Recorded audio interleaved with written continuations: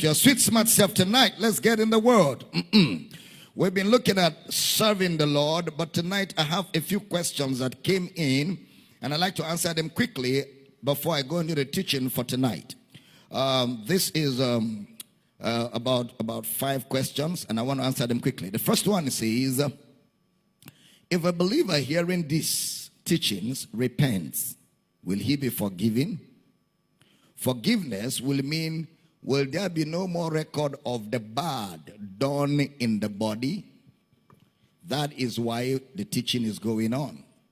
The reason why the teaching is going on is so that believers can hear it and repent, change their way of thinking towards serving God.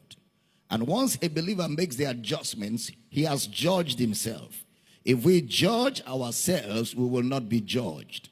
So once a believer makes the adjustments properly, there'll be no record of such bad. So that's why we're teaching, so that believers can find their place in the plan of God and begin to be faithful.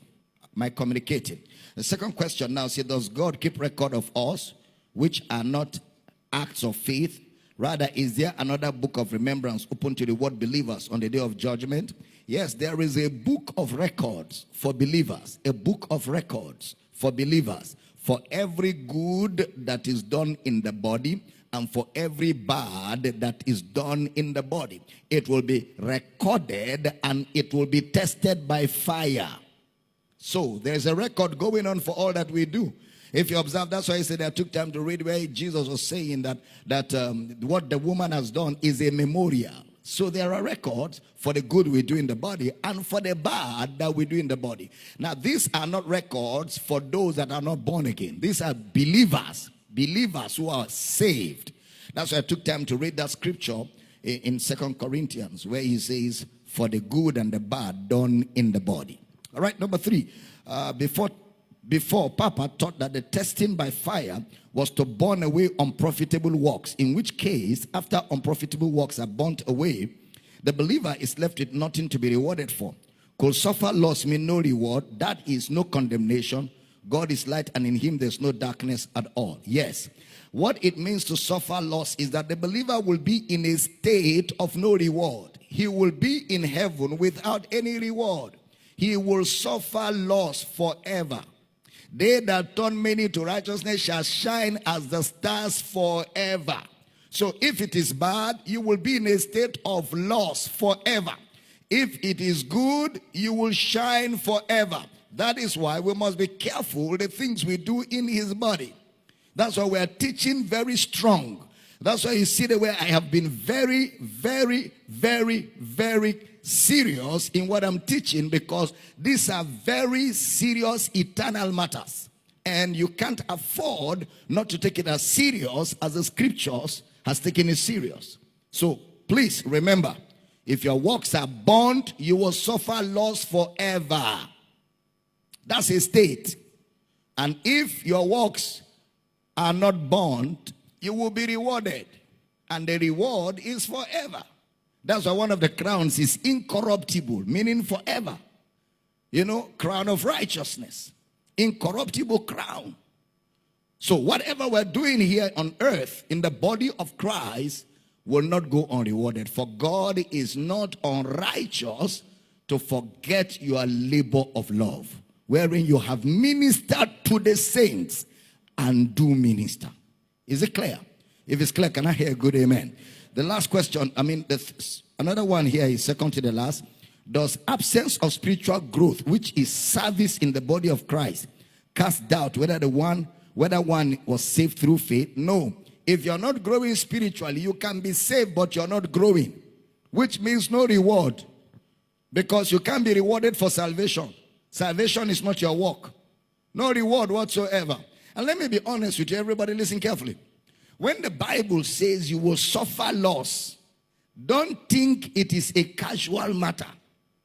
Don't think it is a casual matter. You will suffer loss. That thing you are hearing loss there is a serious issue. When the Bible says you'll be rewarded by Jesus, don't think it is going to be a casual reward. These are eternal serious issues. Some of us, our mentality, because our minds are still being renewed, may not understand the gravity of what we are saying. These are very serious issues. So take it very, very serious. All right? Now, so the fact that you're not growing spiritually doesn't mean you're not born again. You can be born again, but you're not growing spiritually. But if you're growing spiritually at all, the proof that you're growing spiritually is that you will begin to serve. Service is the proof of spiritual growth. Hallelujah. Now, somebody else sent a mail today. I have a dilemma about the message on service in the body of Christ. The church where I fellowship, unfortunately, do not preach Christ. I tried to leave last year, but my wife refused to leave. So after her long persuasion, I had no choice but to go back to the church. But the dilemma for me now is, how do I continue to serve in a church where Christ is not preached? Well, it's like you have decided to be a member of KFC, and you are serving God inside KFC. You can't serve God in KFC or McDonald's, because that's not the church. That's not the body of Christ.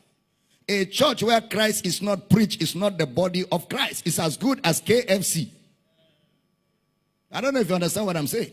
Wherever Christ is not preached, it's not his body. I don't care what they call it. Did you hear what Jesus said? I will build my church. He didn't say I will build the church. He said my own. That means there were other churches. So in the midst of other churches, I'm going to build my own. If it was the only church, he would have said, I will build the church. He said, I will build my own. That means there are others. But I'm going to build my own. And in my own, it shall be a house of prayer for all nations. So if you're selling and buying inside my church, I'm going to push you out. Because my church has a mission and has a definite assignment, has a definite outlook, and has a definite message. The message of Jesus' church is Jesus himself. So any church, and I'm sure you're hearing me all over the world, any church where Christ is not preached, know that you are a member of KFC. KFC is a fast-eating house. And I know you know it. Or a member of Mr. Biggs. Or which one is in town? Tantalizers.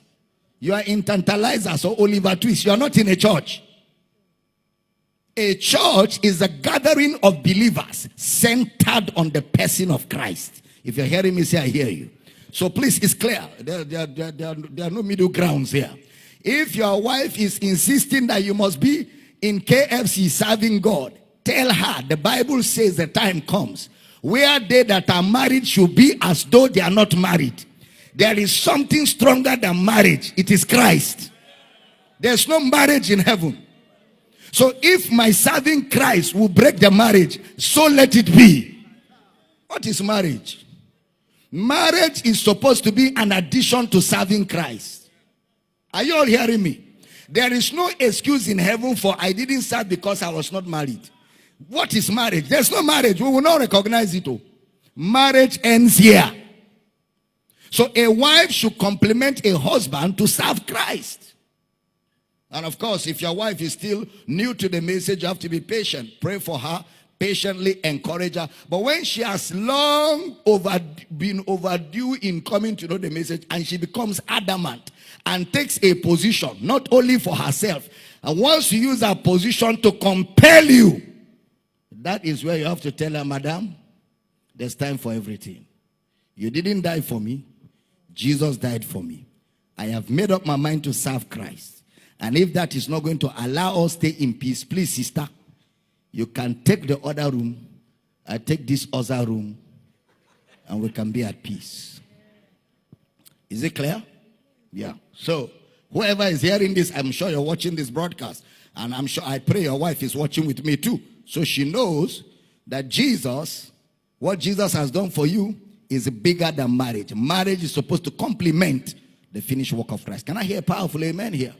Please, this is very, very important. Now, those of you that may have questions, you can email the questions to Dr. Abel Damina at yahoo.com. And I promise to be answering all the questions before the teachings every evening, because we want to make sure you're very clear so that as you begin to serve, you serve without questions in your mind. Romans chapter 12 verse 11, serving the Lord. Romans chapter 12 verse number 11. Not slothful in business, fervent in spirit, serving the Lord. Give me the Message translation. Message translation. Don't burn out. Keep yourselves fueled and aflame. Be alert, servants of the Master. Keep yourself. These are the verbs in Christianity. Verbs. You keep yourself. It's not God that keeps you aflame.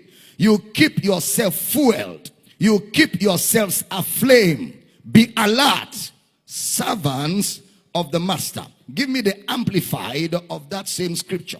Never lag in zeal and in earnest endeavor.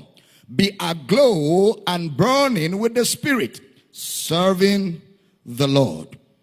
Serving the Lord. You cannot claim to be a fervent Christian without serving. If you are focused on spiritual growth, you will be focused on service. If you are focused on spiritual growth, you will be focused on service. Focusing on your spiritual growth without service is selfishness. Focusing on your spiritual growth without service is selfishness. And you are not even growing at all. That is why Brother Paul will say something like Romans chapter 1 verse 9. Look at what Brother Paul said. Romans chapter 1 verse 9. For God is my witness, whom I serve with my spirit in the gospel of his Son. Where am I serving? In the gospel of his Son. In the gospel of his Son. I serve with my spirit in the gospel of his Son. Then observe this quality. That without ceasing. So service is without ceasing. That without ceasing, there is a consistency to service that will be rewarded. There is a consistency to service that will be rewarded. You do not serve God according to your terms. You serve God on his own terms. It's like those of you that do supplies for multinational companies like Mobil, like Shell, like Chevron. When you bid for a job and they award you a job, in your letter of award, there are specifications for whatever they are demanding from you. You must go and source for what they are demanding from you anywhere in the world where that specification is guaranteed. Because if you don't supply them, even if it is what they are looking for, but something is missing very little, they will reject your supply. I know a lot of contractors who have told me I supplied something to Mobile, Nigeria. They turned it down just because of one little